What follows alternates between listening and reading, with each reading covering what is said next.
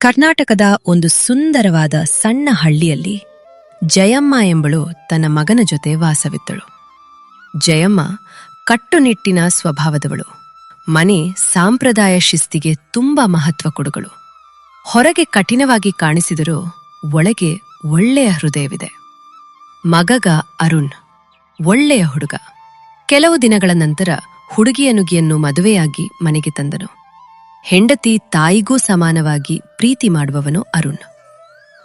ಅನಿತಾ ಪೇಟೆ ಹುಡುಗಿ ಮದುವೆಯಾಗಿ ಮೊದಲ ದಿನ ಮನೆಗೆ ಬಂದಾಗ, ನೋಡಮ್ಮ ಅನಿತಾ, ನಮ್ಮ ಮನೆಯಲ್ಲಿ ಬೆಳಗ್ಗೆ 5 ಗಂಟೆಗೆ ಎಲ್ಲ ದೇವರ ಪೂಜೆ ಮಾಡಬೇಕು. ಬೆಳಗ್ಗೆ ಬೇಗ ಎದ್ದು ಮನೆ ಸಾರಿಸಿ ಗುಡಿಸಿ ಪೂಜೆ ಮಾಡಿ ಅಡುಗೆ ಮಾಡಬೇಕು. ಇದನ್ನೆಲ್ಲ ಇಷ್ಟು ದಿನ ನಾನ್ ಮಾಡಿದೆ. ಇನ್ಮೇಲೆ ಇದೆಲ್ಲ ನಿನ್ನ ಜವಾಬ್ದಾರಿ. ಸರಿ ಅತ್ತೆ, ನಾನು ಕಲಿತ್ಕೊಳ್ತೇನೆ. ಸರಿ, ನಿನಗೇನ್ ಬೇಕಾದ್ರೂ ನನ್ನನ್ನು ಸಂಕೋಚ ಮಾಡ್ಕೋಬೇಡ. ನನ್ನನ್ನು ನಿಮ್ಮ ತಾಯಾತ್ರ ತಿಳ್ಕೊ. ಸರಿ ಅತ್ತೆ, ನನಗೆ ಏನೇ ಬೇಕಾದ್ರೂ ನಾನು ನಿಮ್ಮನ್ನು ಕೇಳ್ತೇನೆ.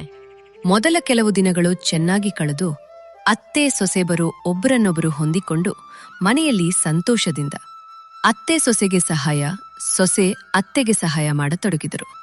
ಇಬ್ಬರೂ ಸೇರಿ ಸಂತೆಗೆ ಹೋಗೋದು, ಮೆರೆ ಹೊರೆಯವರ ಮನೆಗೆ ಹೋಗೋದು, ಒಟ್ಟಲ್ಲಿ ತುಂಬಾ ಖುಷಿಯಿಂದ ಇದ್ದರು. ಆದರೆ ನಂತರ ಸಣ್ಣ ಸಣ್ಣ ಸಮಸ್ಯೆಗಳು ಶುರುವಾದವು. ಒಂದು ದಿನ ಜಯಮ್ಮ, ಅನಿತಾ, ಅನಿತಾ, ಇನ್ನು ನಿದ್ರೆ ಮಾಡ್ತಿದ್ದೀಯಾ? ಸೂರ್ಯೋದಯವಾಗಿದೆ, ಎದ್ದೇಳು. ತಡವಾಯ್ತು ನಿನಗೆ. ನಿಮ್ಮಮ್ಮ ಇದೆ, ಕಲ್ಸಿದ್ದಾರಾ? ಎದ್ದೇಳು, ತಡವಾಯ್ತು. ಕ್ಷಮಿಸಿ ಅತ್ತೆ, ತಡವಾಯಿತು, ಕ್ಷಮಿಸಿ. ಏನಮ್ಮ ಅನಿತಾ, ಸ್ವಲ್ಪ ಬೆಳಗ್ಗೆ ಬೇಗ ಎದ್ದು ಕೆಲಸ ಮಾಡ್ಲಾಗೋದಿಲ್ವೇ? ದಿನಿ, ನೀನು ತುಂಬಾ ಬೇಜವಾಬ್ದಾರಿ ಹುಡುಗಿಯಾಗ್ತೀಯಾ? ನಾಳೆಯಿಂದ ಬೇಗ ಎದ್ದೇಳ್ತೇನೆ. ಸರಿ, ಹೋಗು. ಬೇಗ ಸ್ನಾನ ಮಾಡಿ ಪೂಜೆ ಮಾಡಿ ಅಡುಗೆ ಮಾಡು. ಹೋಗು ಬೇಗ. ಸರಿ ಅತ್ತೆ, ಈಗಲೇ ಹೋಗಿ ಪೂಜೆ ಮಾಡಿ ಅಡುಗೆ ಮಾಡ್ತೇನೆ. ಅನಿತಾ ಅವಸರದಿಂದ ಬೇಗ ಸ್ನಾನ ಮಾಡಿ ಪೂಜೆ ಮಾಡಿದ ನಂತರ ಅಡುಗೆ ಮಾಡಲು ಶುರು ಮಾಡಿದ ಸ್ವಲ್ಪ ಸಮಯದ ನಂತರ ಜಯಮ್ಮ ಅಡುಗೆ ಮನೆಗೆ ಬಂದು ರುಚಿ ನೋಡಿದಳು. ಅನಿತಾ, ಇದೇನಿದು? ಉಪ್ಪು ಹೆಚ್ಚಾಗಿದೆ, ಸ್ವಲ್ಪನೂ ರುಚಿ ಇಲ್ಲ.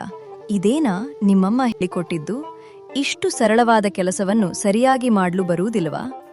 ಅದೇನು ಹುಡುಗಿಯೂ ನೀನು ಒಂದು ಅಡುಗೆ ಸಹ ಮಾಡ್ಲು ಬರುವುದಿಲ್ಲ. ಅವಳು ಏನು ಹೇಳದೆ ಮನಸ್ಸಿನಲ್ಲಿ ನೋವನ್ನುಂಟು ಮಾಡಿಕೊಂಡು ಸುಮ್ಮನೆ ನಿಂತಳು. ಅದೇ ಸಮಯಕ್ಕೆ ಅರುಣ್ ಮನೆಗೆ ಬಂದನು. ಏನಾಯ್ತು ಅಮ್ಮ? ಯಾಕೆ ಇಷ್ಟು ಜೋರಾಗಿ ಮಾತನಾಡ್ತಿದ್ದೀಯಮ್ಮ? ಏನ್ ಹೇಳೋದು? ಸೊಸೆಗೆ ಸರಿಯಾಗಿ ಕೆಲಸ ಮಾಡುವುದಕ್ಕೆ ಬರುತ್ತಿಲ್ಲ. ಒಂದು ಸರಳವಾದ ಅಡಿಗೆಯೂ ಸಹ ಮಾಡ್ಲು ಬರುವುದಿಲ್ಲ. ಅವಳಿಗೆ ಇದೆಲ್ಲ ಹೊಸದು. ಮೊದಲು ಕಾಲೇಜ್ ಜಾಬ್ ಅಂತ ಮನೆ ಕೆಲಸ ಮಾಡಿಲ್ಲ. ನಿಧಾನವಾಗಿ ಕಲಿತುಕೊಳ್ತಾಳೆ ಬಿಡಮ್ಮ. ಅನಿತಾ ಏನು ಮಾತನಾಡದೆ ನಿಂತ ಅದೇ ಸಮಯಕ್ಕೆ ನೆರೆಹೊರೆಯ ಶಾಂತ ಮನೆಗೆ ಬಂದಳು. ಏನಾಯ್ತು ಜಯಮ್ಮ? ಮುಖದಲ್ಲಿ ಕೋಪ ಕಾಣಿಸ್ತಿದೆ. ಯಾಕೆ ಸೊಸೆ? ಏನಾದ್ರೂ ತಪ್ಪು ಮಾಡಿದಾಳ? ಒಂದು ಸರಳವಾದ ಅಡಿಗೆಯೂ ಸಹ ಮಾಡ್ಲು ಬರುವುದಿಲ್ಲ. ಇನ್ನು ಎಷ್ಟು ಅಂತ ನಾನೇ ಕೆಲಸ ಮಾಡ್ಲಿ? ನನಗೂ ವಯಸ್ಸಾಯ್ತು. ಅಯ್ಯೋ ಜಯಮ್ಮ, ಇಷ್ಟೇನಾ? ನಾವು ಕೂಡ ಮೊದಲ ದಿನಗಳಲ್ಲಿ ಹೀಗೆ ಮಾಡ್ತಿದ್ದೇವಲ್ವಾ? ಸಹ ಇರಬೇಕು. ನಿಧಾನವಾಗಿ ಕಲ್ತುಕೊಳ್ತಾಳೆ ಬಿಡು.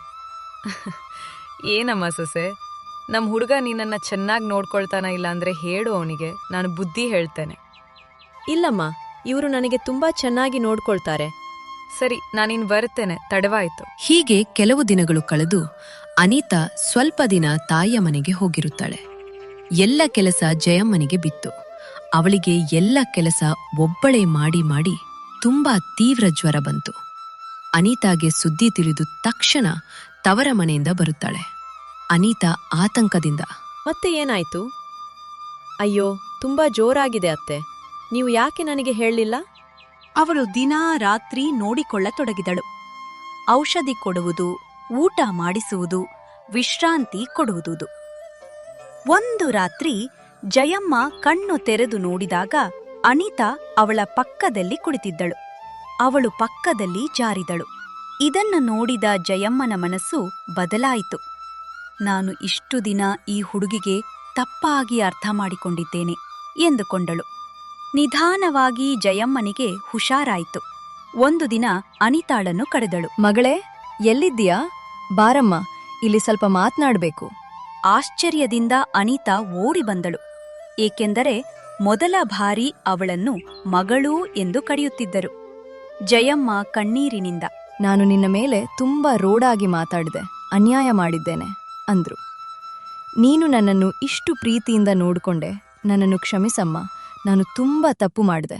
ಅತ್ತೆ, ನೀವು ನನ್ನ ಅಮ್ಮನಂತೆ. ನನ್ನ ಅಮ್ಮನಿಗೆ ಹೀಗೆ ಆಗಿದ್ದರೂ ನಾನು ನೋಡ್ಕೊಳ್ತಿದ್ದೆ ಅಲ್ವಾ? ಅದರಲ್ಲಿ ಏನಿದೆ ಅತ್ತೆ? ಇದು ನನ್ನ ಕರ್ತವ್ಯ ಅಷ್ಟೇ. ಆ ದಿನದಿಂದ ಆ ಮನೆಯ ವಾತಾವರಣ ಬದಲಾಯಿತು. ಜಯಮ್ಮ ಅನಿತಾ ಅವರಿಗೆ ಅಡುಗೆ ಮಾಡುವುದನ್ನು ನಿಧಾನವಾಗಿ ಕಲ್ಸತೊಡಗಿದಳು. ಮನೆ ಕೆಲಸದಲ್ಲಿ ಸಹಾಯ ಮಾಡುತ್ತಿದ್ದಳು. ಇಬ್ಬರು ಒಟ್ಟಿಗೆ ಕೆಲಸ ಮಾಡುತ್ತಿದ್ದರು. ಮನೆ ತುಂಬಾ ನಗು ಕೇಳಿಸುತ್ತಿತ್ತು. ಅಮ್ಮ, ಮಗ, ಸೊಸೆ ಸಂತೋಷವಾಗಿ ಜೀವನ ನಡೆಸುತ್ತಿದ್ದರು. ಪ್ರೀತಿ, ಸಹನೆ ಮತ್ತು ಅರ್ಥ ಮಾಡಿಕೊಳ್ಳುವ ಮನಸ್ಸು ಇದ್ದರೆ ಅತ್ತೆ ಸೊಸೆ ಸಂಬಂಧ ತಾಯಿ ಮಗಳ ಸಂಬಂಧವಾಗುತ್ತದೆ.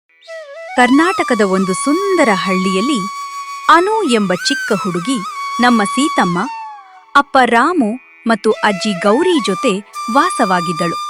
ಹುಡುಗಿ ಪ್ರತಿದಿನ ಹಳ್ಳಿಯ ದೇವಾಲಯಕ್ಕೆ ಹೋಗಿ ಹನುಮಾನ್ ದೇವರಿಗೆ ಪ್ರಾರ್ಥನೆ ಮಾಡುತ್ತಿದ್ದಳು.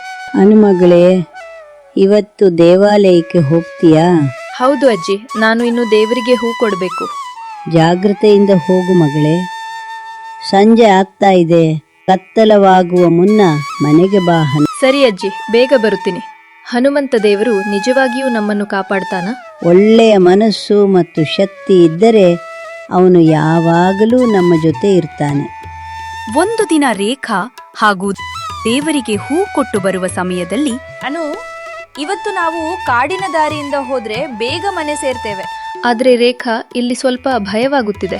ನೀನು ದೇವರನ್ನು ನಂಬುತ್ತೀಯಲ್ಲ, ಮತ್ತೆ ಭಯ ಏಕೆ? ಸರಿ, ನಾವು ಬೇಗ ಬೇಗ ಹೋಗೋಣ, ಬಾ. ಸರಿ, ಬಾ.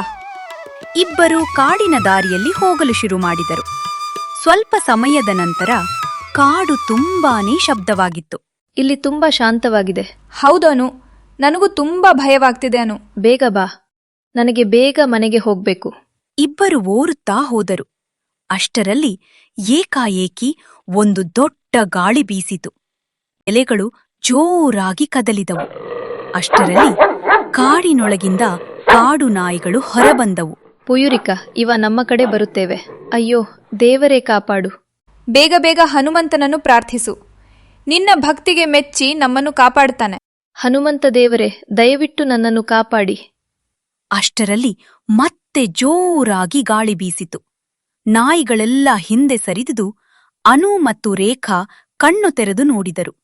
ಅವರ ಮುಂದೆ ಒಂದು ಹನುಮಂತ ನಿಂತಿದ್ದ. ನೀವು ಹನುಮಂತ ದೇವರ? ಹೌದು ಮಗಳೇ. ಹನುಮಂತ, ನನಗೆ ತುಂಬಾ ಭಯವಾಗ್ತಿದೆ. ನಮ್ಮನ್ನು ಕಾಪಾಡು ಪ್ಲೀಸ್. ಭಯ ಬೇಡ. ಮಕ್ಕಳ ಧೈರ್ಯವಿದ್ದರೆ ಯಾವ ಅಪಾಯವಾದರೂ ದೂರವಾಗುತ್ತದೆ. ಹನುಮಂತ ಕೈ ಎತ್ತಿದನು. ಎಲ್ಲಾ ನಾಯಿಗಳು ಓಡಿಹುದು. ಗಾಳಿ ನಿಂತಿತು. ನಮ್ಮನ್ನು ಕಾಪಾಡಿದಕ್ಕಾಗಿ ಧನ್ಯವಾದಗಳು ದೇವರೇ. ಮಗಳೇ, ಯಾವಾಗಲೂ ಒಳ್ಳೆಯತನದಿಂದ ಇರಬೇಕು. ದೇವರನ್ನು ನಂಬಬೇಕು. ನಾನು ನಿಮ್ಮನ್ನು ಮತ್ತೆ ನೋಡಬಹುದು. ನಿನ್ನ ಹೃದಯದಲ್ಲಿ ಭಕ್ತಿ ಇದ್ದರೆ ನಾನು ಯಾವಾಗಲೂ ನಿನ್ನ ಜೊತೆ ಇರ್ತೇನೆ. ಈಗ ನೀನು ಮನೆಗೆ ಹೋಗು. ನಿನ್ನ ಜೊತೆ ಹನುಮಂತ ದೇವರು ಯಾವಾಗಲೂ ಇರ್ತಾನೆ. ನಿನಗೆ ಯಾವ ಅಪಾಯ ಆಗೋದಿಲ್ಲ. ನಿನಗಿತೂ ನಿನಗೆ ಯಾವ ಅಪಾಯವೂ ಆಗುವುದಿಲ್ಲ. ಅಪಾಯವಾದನು. ಅನು, ಎಲ್ಲಿ ಹೋಗಿದ್ದಿ? ನಾನ್ ತುಂಬಾ ಚಿಂತಿತಲಾಗಿದ್ದೆ. ಅವ ನನಗೆ ಕಾಡಿನಲ್ಲಿ ಅಪಾಯವಾಗಿತ್ತು, ಆದರೆ ಹನುಮಂತ ದೇವರು ನನ್ನನ್ನು ಕಾಪಾಡಿದನು. ವಿಜುವೆ ಮಗಳೇ.